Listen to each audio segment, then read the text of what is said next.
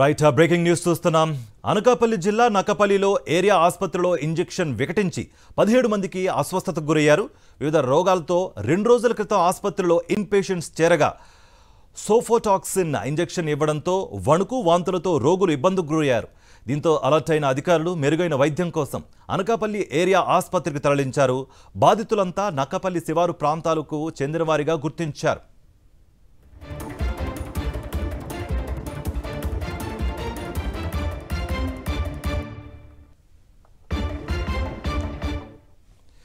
అనకాపల్లి జిల్లా నక్కపల్లిలో ఏరియా ఆసుపత్రిలో ఇంజెక్షన్ వికటించి 17 మందికి అస్వస్థతకు గురయ్యారు.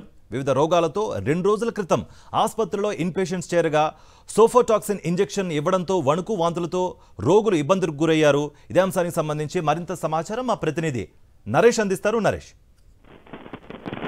కార్తిక్, ఈ సోఫోటాక్సిన్ ఇంజెక్షన్ ని ఇచ్చేటప్పుడు మనకి జాగ్రత్త తీసుకోవాలి. ఎందుకంటే చాలా వరకు కూడా పేషెంట్ స్థితిగతులను బట్టి, అదేవిధంగా పేషెంట్ సంబంధించిన వ్యాధిని బట్టి భోజనం తర్వాత, అదేవిధంగా భోజనం ముందు అనేది వివిధ రకాలుగా ఉంటుంది. మరోవైపు చిన్నారుల చేయడంలో చాలా జాగ్రత్తలు పాటించాలి. కానీ ఆ జాగ్రత్తలు పాటించకపోవడం వలనే ఈ ప్రమాదం. అందులో భాగంగా అనకాపల్లి జిల్లాలోని నక్కపల్లి ఆసుపత్రిలో సుమారు 17 మందికి అస్వస్థతకు గురైంది.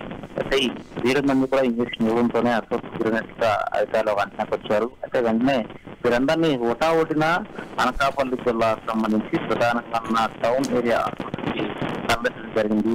వీరందరికీ కూడా ప్రస్తుతం అయితే వైద్యం అందజేస్తున్నారు. ఇందులో కొంతమంది పరిస్థితి విషయంగా మన వైద్యులు చెప్తున్నప్పటికీ పూర్తిగా ఈ ఘటనలో ఎవరు మిస్టేక్ ఉందని కూడా చూస్తున్నారు.